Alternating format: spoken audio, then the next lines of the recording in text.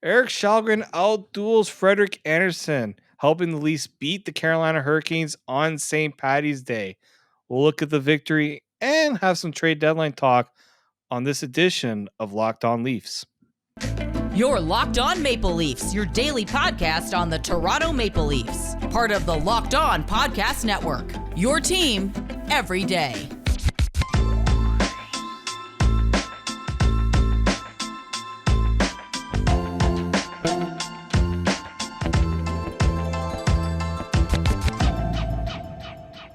Hello and welcome to today's edition of the Locked On Leafs podcast, your daily fix for all things Toronto Maple Leafs. I'm your host, David Morassutti from Sportsnet. And of course, with Mike still away on vacation, he's getting back. He's coming back soon. Tonight was his St. Patty's night. I decided to bring a regular from the show. Our guest co-host for today is Tony Ferrari from the Hockey News. Just remember that Locked On Leafs is a daily Maple Leafs centric podcast, so be sure to subscribe for free wherever you get your podcast from. And of course, you can catch us on YouTube, Locked On Leafs. So the Toronto Maple Leafs get another victory without Austin Matthews in the lineup, winning 3-2 over the Carolina Hurricanes. Erik Källgren does it again, showing that, hey, the Leafs actually can get a save for a change. And he made 34 in this game. So we're going to discuss that performance and how he's kind of been the story of Leafs Nation for the last few days. We'll, of course, hand out our 3 stars of the game and look ahead to their final game before the NHL trade deadline against the Nashville Predators.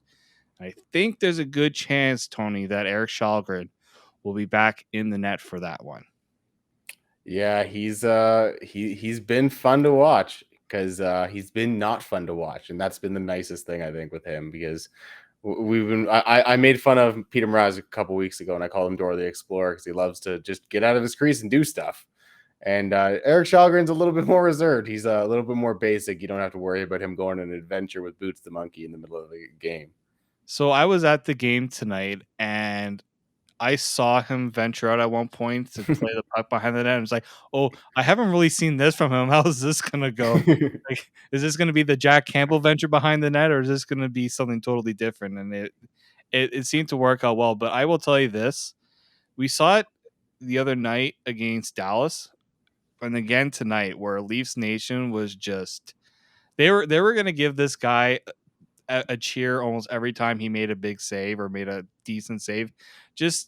I think just because they were waiting for something. It was how much of a beating they have taken the last 2 weeks, seeing these 6-4, 5-4, couldn't even keep a team below 2 goals in the game, and now through the last 2 games they have only allowed 2 goals against. Like, it's just the swing. I was talking with someone about this. Leafs are like a roller coaster that just go up and down, and there's just no straight line.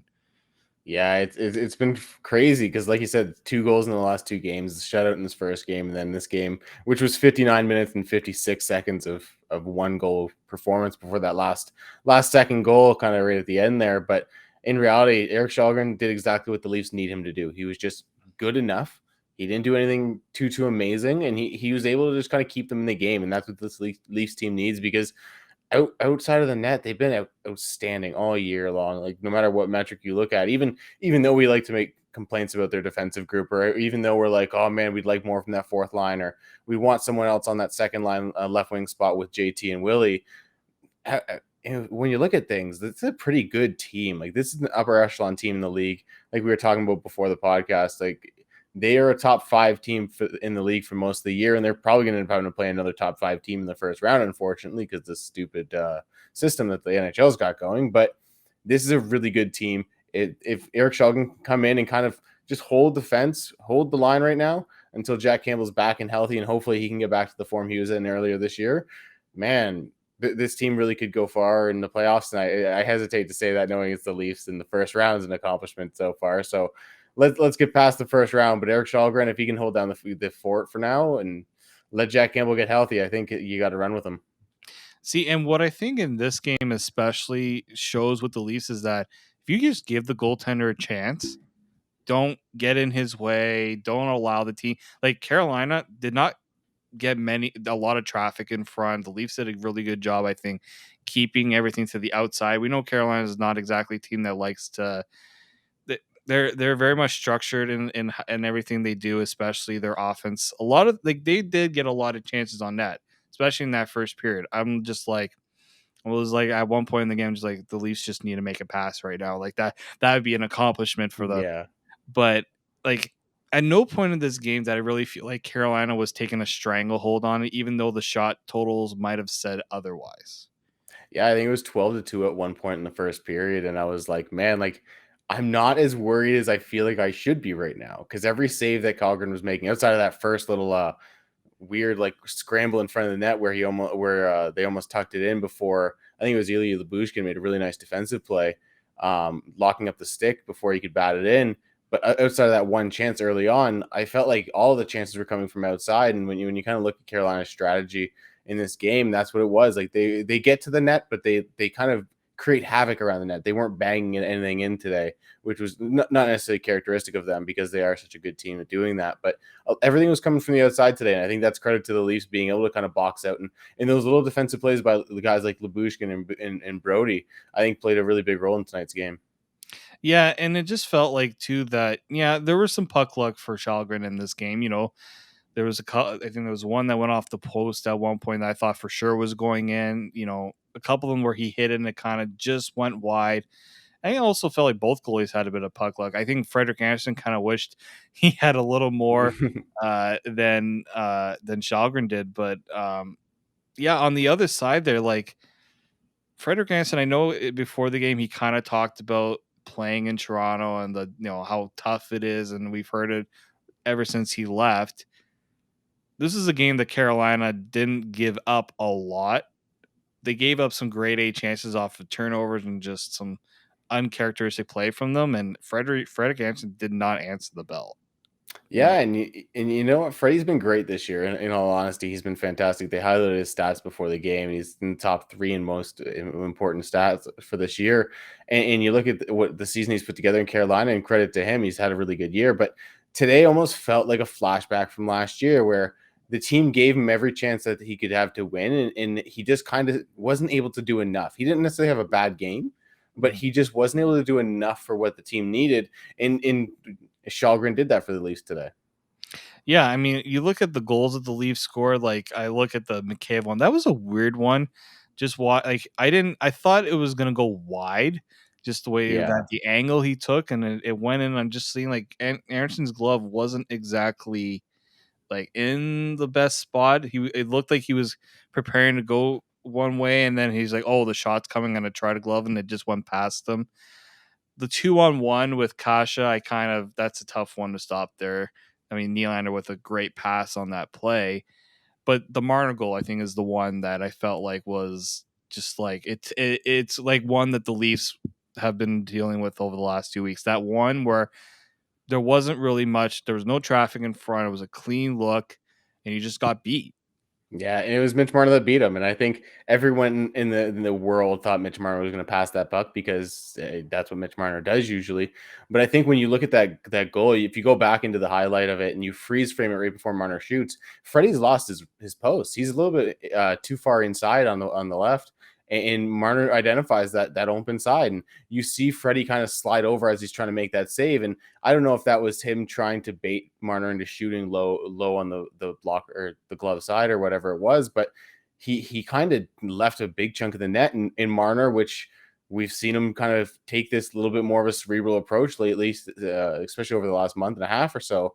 And now with Matthews out, he has to, but he took the shot, and credit to him because he scored, and it was a really nice shot. And then he goes by with the Matthews celebration, waving to the crowd and everything. And I think Mitch Marner's had an unreal run recently. I think he's one of the best players in the league still. I know we got a lot of flack early in the year, but you look at him now, and he's about where we all kind of expected him. Yeah, and I think you look at those performances tonight, there were you look at that game and you say, that's a game where without Austin Matthews, you just don't, you just want to get by it almost and just, do enough to get the victory. You're not, the Leafs didn't take as many chances, I felt, in their play. So we're going to actually give our 3 stars of the game, and we're going to also discuss, obviously, the Nashville game going forward. But before we do that, I want to talk today about today's show sponsor, and that is Built Bar. Yes, today's edition of the Locked On Leafs podcast is brought to you by Built Bar. If you haven't tried Built Bar yet, I'm telling you, they really do help you stick to your New Year's resolutions, because not only are they great tasting, but they're also really good for you. All Built Bars are covered in 100% real chocolate. Yes, even their puffs, their nice marshmallowy type of protein bar, are made of 100% real chocolate. They're low calorie, high protein. You can replace your candy bars with these. Most of them come with at least 130 calories, 4 grams of sugar, 4 net carbs, and 17 grams of protein. Obviously, if you compare that with candy bars, which usually have 240 calories, 30 grams of sugar, I think it's an easy pick to go with the Built Bar. They have many great flavors like mint brownie, coconut almond, and new for this month, white chocolates, cookies, and cream. At Built Bar, they're all about the taste, and they make it delicious first and then figure out how to make it healthy. I don't know about you, but they pull it off every time. So make sure you go to built.com, use promo code LOCKED15 to get 15% off your order. So that's use the promo code LOCKED15 for 15% off at built.com. Welcome back to the Locked On Leafs podcast. David Morassutti here with my good friend now, Tony Ferrari. I'm calling you a good friend now. We're besties, bud. We're past this. I know. I'll tell you one thing. I don't know if you noticed. I did cut my hair a little bit. I didn't go full out yet. Mike and I have a little bit of a pact agreement on that. In that, if the Leafs have some playoff success, it's all gone. Oh, if the Leafs have some playoff success, I'll go back to Bick in my head for a couple of days. Like that's where I haven't gone yet, is right down to the Bick outside of a Halloween costume. But I'll go down to Bick in it if the Leafs can win a playoff series. I will say though, the Leafs looked pretty good in that St. Patty's gear. I had my jersey tonight. Unfortunately, I had a little bit of a mishap with the food I was eating. Oh, And it's a white jersey. It's the Italian curse I live with. yeah, I Anything feel white ya. I wear does not usually stay that way when you wear it out. Yeah. So I'm just gonna wear my St. Patty's Cloverleaf Leafs shirt just so we can have that little St. Patty's thing to it. But that everything about that night, like Scotiabank Arena had like the green. They didn't have green beer. I was very disappointed.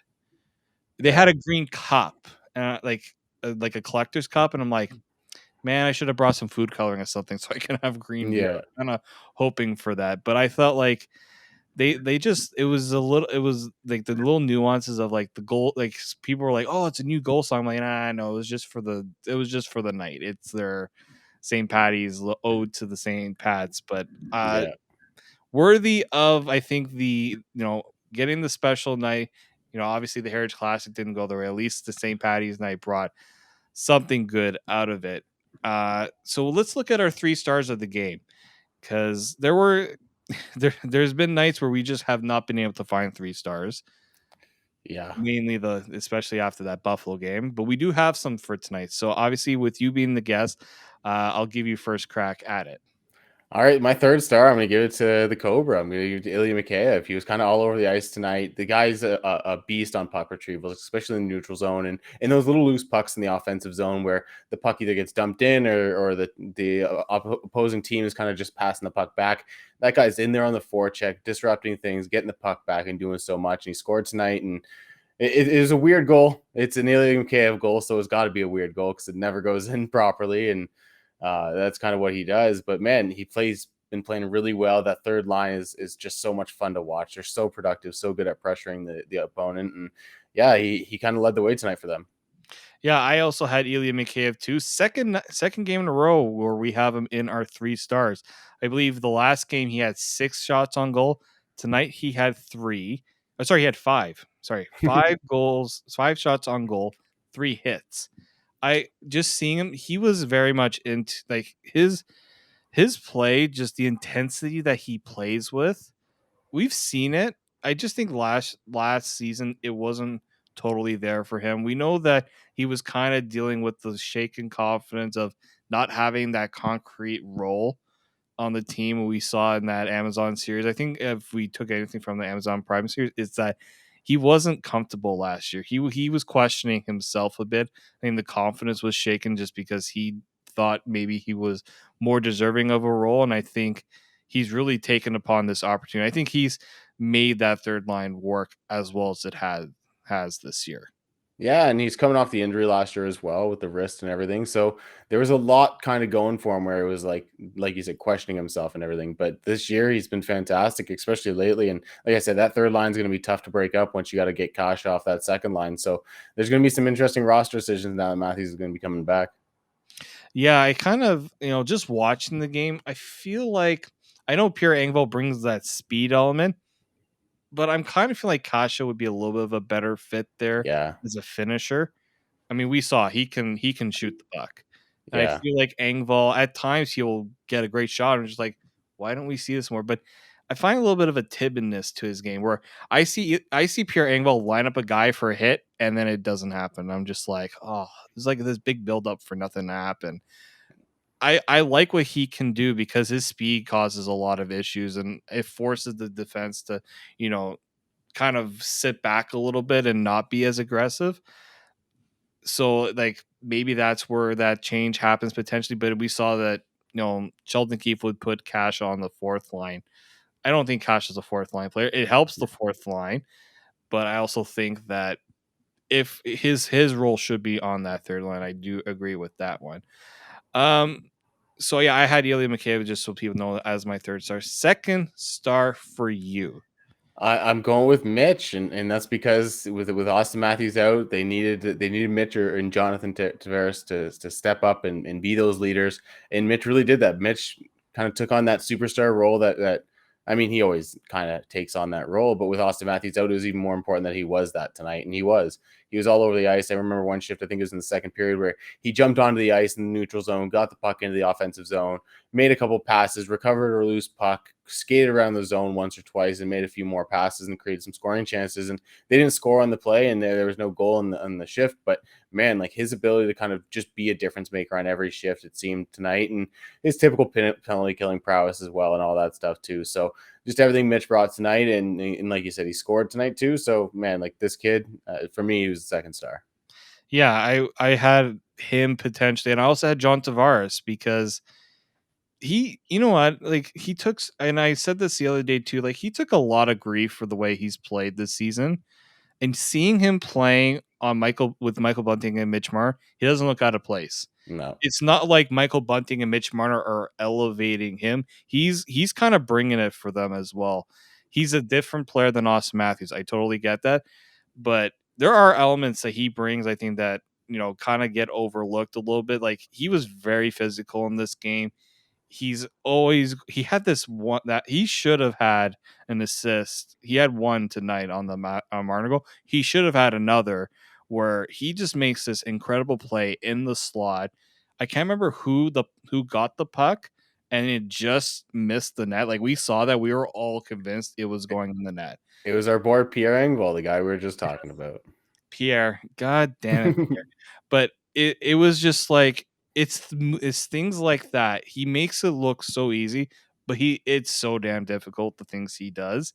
And he played 18 minutes tonight. I think the last two games have shown that John Tavares, you put him with the right people, or if he gets the support because he is doing so much, Yeah.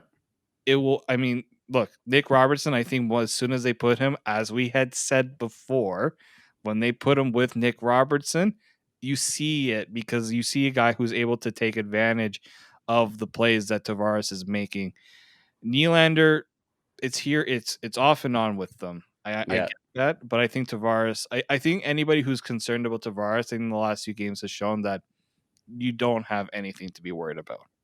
Yeah, and I'll piggyback on that a little bit. He's still basically a point of game player. He's still a guy that's providing incredible value for the contract he has. And I know that a lot of people want to harp on the $11 million, and it gets compared a lot. Well, Austin Matthews is making 11, and Mitch is making almost 11. And why isn't he doing the exact same things? And it's like, well, he's just not the same player, guys. Like that was never his style of game. Like that was not him. He was never the silky smooth guy that's weaving in and out of traffic and making the slick passes like Mitch, and he's not the Rocket Richard winning guy like Austin Matthews. So he's got his own play style, and he's doing everything that you ask of this guy. Like the Leafs have two number one centers, two bona fide number ones, and one's up there for the best player in the league in Austin Matthews. In my opinion, he is the best player in the league right now, right this second.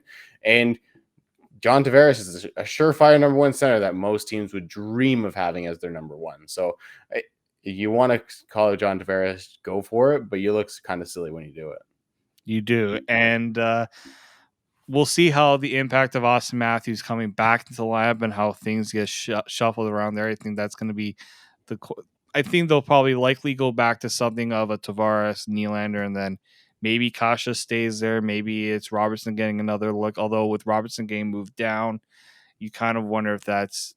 I mean, we don't like seeing that. We don't think Robertson's a fourth line player. He didn't look like it at times of watching him tonight.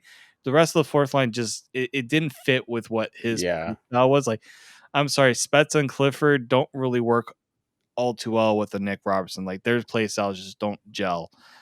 So I'm kind of hoping that Robertson doesn't mean that he's the odd man out or that he gets kind of stuck on that fourth line. But that'll be an interesting thing to watch. I think you and I both have the same first star, and if we don't, that'd be a little bit of an embarrassing one. But I think Erik Källgren once again. First star of the game too, and you know what? I watched him because I stayed for the 3 stars. No expression on this guy's face. I think the first one there was a little bit of emotion. You can see like the moment was getting to him a little bit, and in a good way. This one, like, kid, smile. Yeah, I think after the game too, like Sheldon Keefe even mentioned it when they were asking him about Källgren's game, and he goes, "I haven't seen him even crack a smile yet, so we'll see." And it's like, man, like this kid, he's really taking in this opportunity. I think it was yesterday at practice, he was asked, "Hey, are you looking to take the starter role over? You did that last year in Sweden, and then you ended up leading your team to the championship over there. You think you can do that here?" And he's like, "Guys, I've been here for like 4 days. I'm not ready to say I'm doing that. I'm just reveling in every moment I have." And I think that's what he's doing. And you're seeing it without the emotion. It's kind of funny to watch, but man, this kid's played really good for this team so far. So let's see if he can, like I said, hold the gate down, hold things down for Jack Campbell to come back, hopefully healthy and back to the form he was, at least close to the form he was at the start of the year. And this could be a team worth watching. Yeah, I'm gonna if he continues with this demeanor, I'm gonna give him the nickname of the Stone Wall because nothing's gonna break him. Because even in times in the game where there was a lot of like erratic play in front, he kind of just like stayed even keeled. Didn't I know the second goal was probably the one where it's just like he just lost track of where the puck was. He tried to do the good old let's slide, stay on my back and hope they don't find the puck. But other than that, like you don't see a guy that lose like his nerves get shot. Like he lets in that goal, the shutout streak is over, and it's like nothing. Like there's no panic in him. I think that's the sign of a goaltender that really has that focus mentally that I think has been an issue the last 2 weeks with the Leafs. I always say that. I mean, maybe in Mrazek's case, it's maybe a little more than mental. I do think there's a skill issue there, but with Jack Campbell, we definitely think just the body language alone would suggest the mental aspect of it isn't there. He's given 2 weeks right now to kind of get himself kind of refreshed a bit. Obviously, dealing with an injury too that maybe also played into that how things were going. But Erik Källgren right now, I don't think many Leafs fans have any qualms about what he is doing for them right now. I mean, 34 saves against the Carolina team that had quite a few, like they had their chances. They weren't all grade A scoring chances. I think they had, I think it was 9-8 in terms of high danger chances for like that. Like the Leafs definitely play a little more differently the last 2 games when you watch their defensive play. They definitely, I think, have they just kind of feel like they know where Källgren's going to be and what they need to do to help him. versus Mrazek, where it's like it's an adventure, as you said.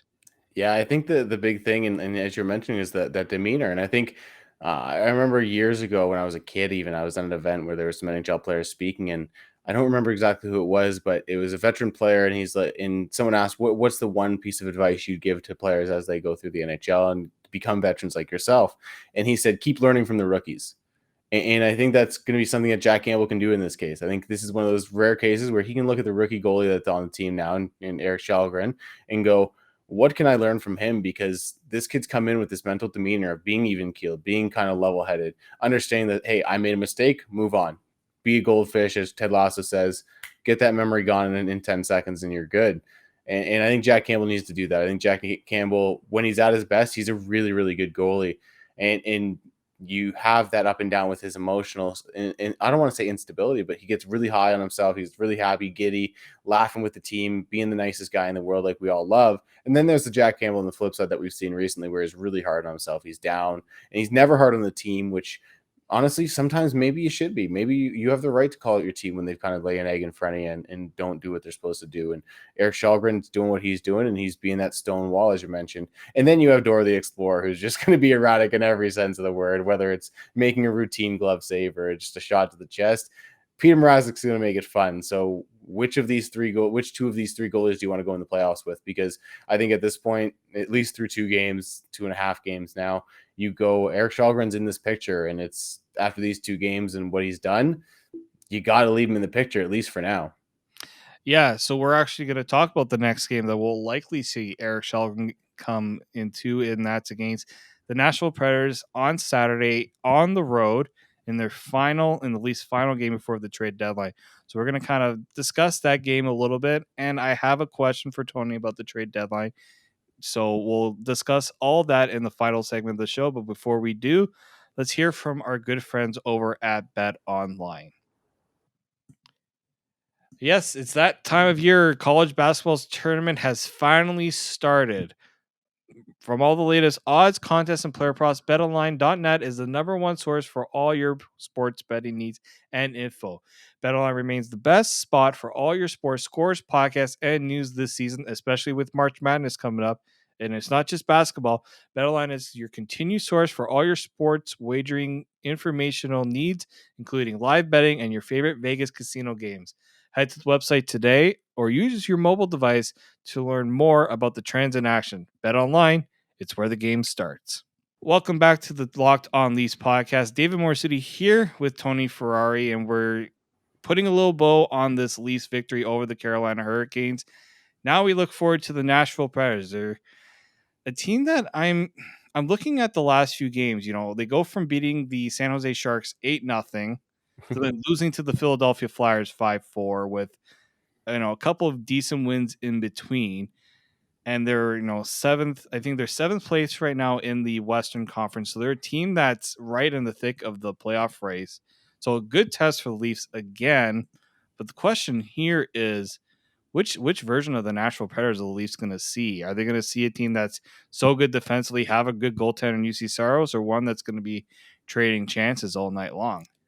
It's going to be interesting because the Nashville Predators are an interesting team. I don't think anyone expected them to be necessarily this good, but at the same time, I don't think anyone expected them to be in the basement. So really, they're just outperforming what people expected by just a bit, and that's put them kind of at the back end of the playoff picture in the West. And with some teams in the West struggling that we weren't expecting to struggle, such as Vegas, maybe it's kind of one of those situations where, like, hey, this is a team that gets in and does some damage and maybe makes a little bit of noise in round one, even if they don't advance or something. But yeah, with UC Saros putting up the performance he's putting up, this guy's just an unreal goalie this year. And he kind of is the outlier among the goalies need to be big club. I think he's only 5'10". He's a really small goalie, and he's putting up a ridiculous season this year. Whenever you look at any metric, standard or advanced, he's right up there with the top guys. So, while I don't think he has a shot at the Vezina this year with Igor Shesterkin putting on the show he's putting on in New York, I think UC Saros is going to be right there. He's going to be in the conversation for the next couple of years at least, I think. And And Nashville's pretty lucky to be able to move on from Pekka Rinne to go to UC Saros and be able to kind of stick around that playoff picture. They don't need to do a full rebuild, and they can kind of retool on the fly and see what they can do and be the Nashville Predators, who are kind of always perennially in that 4, 5, 6, 7 role in the playoffs. So it's going to be interesting to see what kind of comes up with them, because you got a guy like Matt Duchene who's been scoring big. You got some guys with a lot of skill on that team. Philip Forsberg's another one. Roman Josi. Which team are we going to get? Like you said, are we going to get the team that wants to trade chances? Is Roman Josi going to be the guy that's trading chances with the Leafs, or are they going to try to shut things down a little bit more? And we'll see. Yeah, Forsberg had an unreal goal off a Yossi pass, and like that's the type of skill that you kind of, I think the Predators were kind of banking on with everything that's been going on. They're a team that right now they're currently in the first wild card spot. They're my math's correct. They're 6 points up on Vegas currently. Obviously, Vegas is playing a game right now as we're recording this. They definitely want to get into that at least that 3 spot, 2 to 3 spots. So they don't see either potentially Calgary or Colorado in that first round. Because again, the playoffs, that's how it goes now. Think they likely want to see a St. Louis. So this is a Nashville team that's going to be like Carolina, a good test for Leafs. I think even Nashville, be given how another good goaltender, and really, I think maybe more of a bigger test for Leafs because they have those skilled players that are given the ability to be a little more free to make those plays that maybe we hadn't seen from a team like Carolina tonight. Yeah, if you get a guy like Roman Josi out there being able to kind of run and gun and do the things that Roman Josi's come accustomed to doing in the NHL, the rushes from behind his net, the stretch passes for cross ice, it's some really special stuff. And then when you got the skilled guys like Philip Forsberg and Matt Duchene during a Renaissance season, you've got these guys putting up points in up front now, and that's kind of what Nashville's always kind of been lacking. And they still have Ryan Johansson, who's having a fine season, but nothing worth his contract, certainly. And they've got a few other guys up there that can do some damage. So what is Nashville going to do? What team are they? Because they still very much are that inconsistent team that we're kind of seeing it as a 7th, 8th playoff team this year. Yeah, and I think depending on what happens with this game against the Leafs, I mean, the last time the Leafs played in this season, it was a 3-0 shutout win. So maybe, and I think the Leafs have played Nashville very tough in Nashville. Not usually, sometimes it's the case at home, unless you're one of those people that went to that 9-2 game. We won't. Yeah, that's just another one of those memories that a lot of people have to talk, kind of wash out of the system. So this game is obviously the last one before the trade deadline, and we heard a little bit of talk about one particular defenseman. Now, it's funny how the last few days we're talking about, or the last 2 weeks, the Leafs may have to look and get a goaltender. That's kind of all been silenced. We can get rid of that ridiculous talk, in my opinion, about goaltending and trying to make that trade happen. Now we're starting to hear the Mark Giordano train really start to chug right now. It's interesting because I heard his name even earlier in the year, and now it's really starting to pick up a little bit more. And knowing for the fact that Seattle is not going to want to keep him past the deadline, does this one make sense for the Leafs? I don't know. I don't, because I love Mark Giordano as a player. He's a guy that I really, really enjoy watching, and we've seen him play with TJ Brodie before. That's the guy that TJ Brodie was playing on the right side with, as 2 left-handed defenders on the same pairing. It's you have some built-in chemistry. Maybe that's a pair that you go to if you do acquire Mark Giordano. But he's 38. He's lost a little bit on his game this year. He's a very offensive guy still, and what are you kind of looking for? Do you need that extra guy? And how much are you gonna have to pay for, like I said, a 38-year-old? If they're asking for a guy like Timothy Liljegren, Matthew Nyes, Topi Niemela, I'm probably not going to pay that price, to be completely honest. I'd rather go for a guy like Jacob Middleton in San Jose, who really, I know there's reports that they're a second round pick, but I don't know if I see him going for more than this a third. And if you do have to give up a second, it's kind of something you do in this case. But you look at your lineup in when fully healthy, if Jake Muzzin comes back, and it looks like he is because he is skating, he's kind of out there doing things. You look at the lineup and you go Riley, Brodie, Riley Lyubushkin, Muzzin, Brodie. What are you going to do with that third pairing? Because Sandin and Liljegren have looked fantastic, and I don't really want to take them out of the lineup. So do you need to acquire a defenseman? And if you do you have to go for a big name like Mark Giordano, who can be a big impact? Again, it all comes with cost. Or do you end up investing up front? Is this a smokescreen by Dubas? Is this one of those things where he goes, "Oh, we need a defenseman. We need a defenseman." And they end up getting that left winger that they can play on that second line with Willie and JT. I don't know what they're going to do, but it's certainly going to be interesting. They kind of seem to be out there and involved in a lot of different things. So it's exciting times in Leafland. Yeah, and I kind of feel like when I heard Kyle Dubas mention the draft pick scenario, not too long before this whole, in one of his first talks in like February about the trade deadline, not want to trade that first round pick necessarily, I'm less inclined that he wants to move it for a rental. I think maybe he was a little more happy to see that, Colorado didn't give up a first to get a Josh Manson. But then Florida goes around and gives a first round pick for Ben Sherrod, which we already know that once the market is set like that, like obviously Seattle can ask for whatever they want. What teams will pay is another thing. But Kyle Dubas, I don't think wants to pay that first round pick for a rental. I think he's totally against that. No, I think Kyle Dubas looks at the fact that they've drafted well. They've been able to kind of mitigate the fact that they have lost some first round picks recently, and through trades and through things like the Marlowe trade where they had to get rid of a first round pick to get rid of his contract. And they've done really well fighting Nick Robertson in the second round, Topi Niemelä in the second or third round. Ronnie Hirvinen's another higher end prospect, Nick Brucese. They've done well finding these gems outside the first round. But it is nice having your first round pick and not having one since Rodi Namirov. And before that, you're going, oh, where do we go back to Sandin? You want your first round pick every once in a while. If you're going to, especially in a year like this where they are limited in their picks, I think they have 3 total. You go, man, we'd like to keep that first round pick. And next year's draft is going to be really good, really deep. So you don't want to trade next year's first rounder. But maybe you dip into next year's second, third, fourth rounders, and that's how you get a deal done. And I could see that kind of being the case if they do decide to trade some picks. But prospect-wise, if they're going to go big, I think they have to go big with the player they're getting back. Because, like I said, Topi Niemelä, Matthew Nyes, those aren't guys I'm eager to move out the door. And now you move down a peg to a Nick Abruzzese, a guy like Mikko Kokkonen. Those are guys I'm a little bit more apt to moving for a guy like Mark Giordano if you're pairing that with a second round pick or something, or a third round pick. I think that could be a much more digestible package for Kyle Dubas. Yeah, I was actually just about to ask that. Like, what's a more digestible deal there? And I think, yeah, I would say like Niemela, Nyes, you mentioned Hirvinen. I think those are guys that if you're trading them, you're going for somebody with term and somebody that's going to be Hampus Lindholm.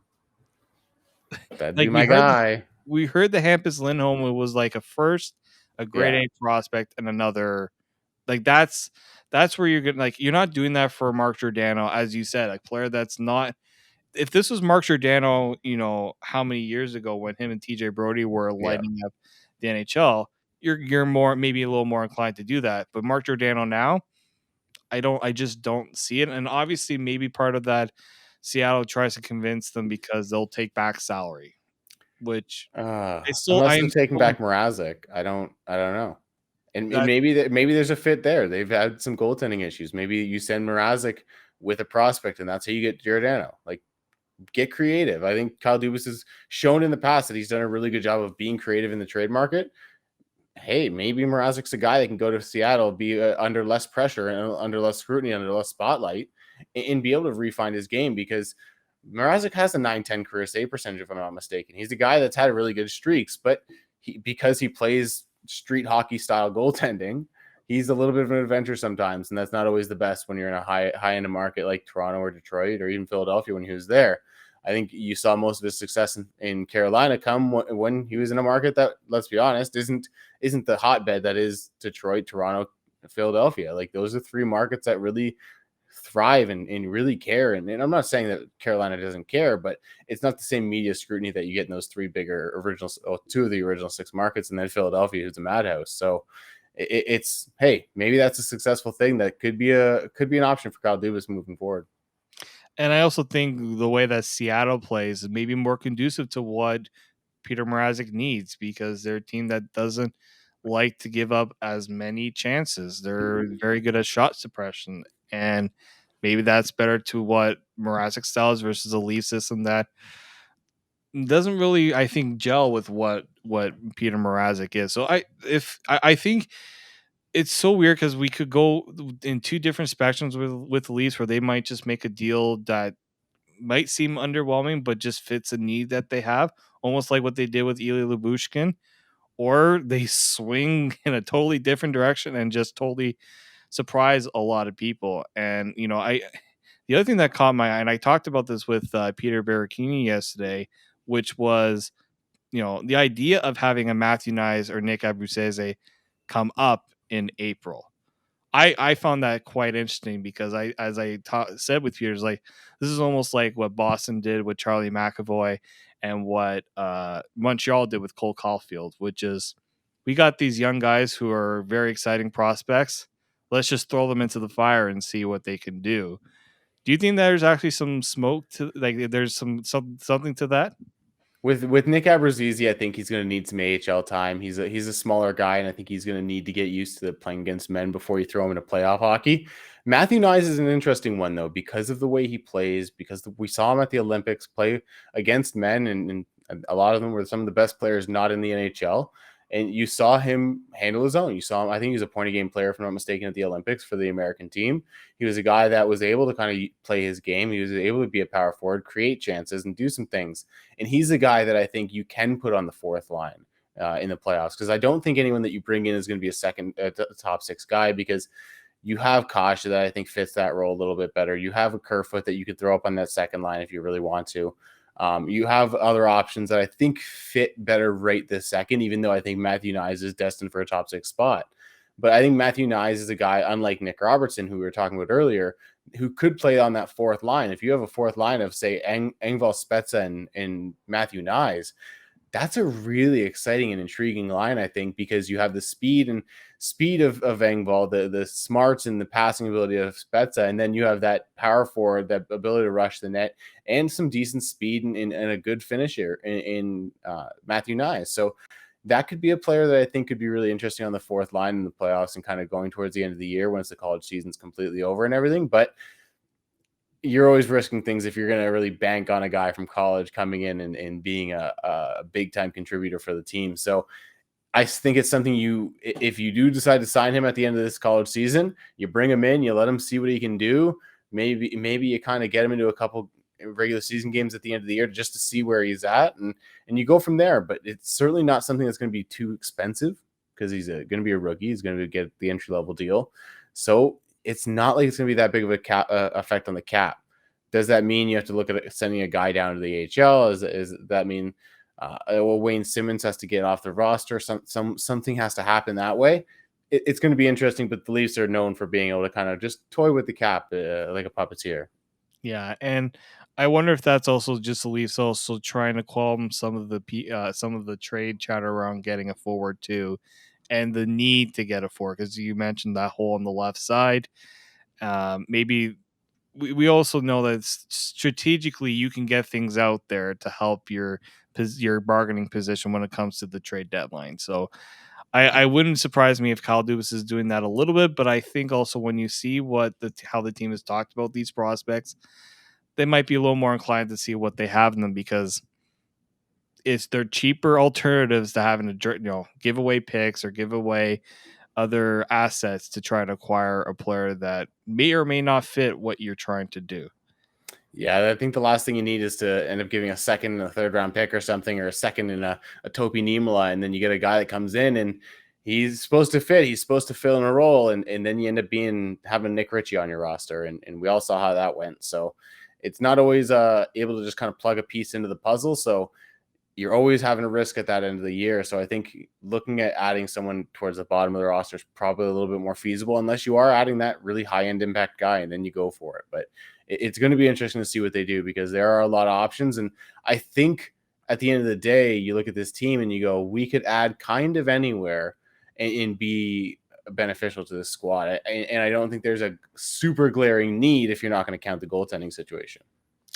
Yeah, this is going to be a very exciting few days, because I feel like it's going to either happen before the Nashville game. So we say that as we're doing this right now, there might be a trade that happens after this episode. Yeah. So don't blame us if it does. I don't want to see in the comments section on YouTube that, you talked about this, but the Leafs actually ended up doing this. Yeah, all this hype, all this hyping up of Matthew Nyes, and he gets traded as we're speaking or something. That'll be a very sad day for Tony. I'd be very upset. I'd be really, really upset. Yeah, we'll hope that the Leafs. Kyle Dubas has really, really shied away from trading too many of those high-end prospects. Probably had so many chances that he could have traded Nick Robertson. Nick Robertson is still here. Yeah. So, and Timothy Liljegren's still here as well. So we'll hope that Kyle Dubas does not disappoint us and we get to see some of these young guys come up. So that'll do it for us today on the podcast. I'd like to thank you all for listening and supporting the show. I want to thank Tony again for coming on. This is next time we come back, Mike will be back, and I will be putting more of the workload on him after this nice week that he had. I don't know if you've caught any of Mike's stuff on his vacation. This guy is living the life. What is this guy doing? Taking the week before the trade deadline to go on vacation? What kind of stuff is this? Like he's right now on a cruise, and it's a St. Patty's Day thing on the cruise, and he is just enjoying himself. And I'm very jealous. I'm super jealous. But guess what? He's going to be back at work, and there's going to be some news to talk about, and he better be ready for it. I don't want to see any sluggish, return from him. But Mike's a pro, so I don't think we'll have any problems with that. Also want to say, if you want to follow Tony on social, go and follow him on Twitter at the Tony Ferrari. We'll be back with another episode, likely talking a little bit trade deadline. We'll try not to do too many previewy things just because a trade could happen. Yeah. We'll also be going live on trade deadline day as well. So make sure you go and subscribe to our YouTube channel where you can find us live on that day. So until then, keep it locked right here on Locked On Leafs.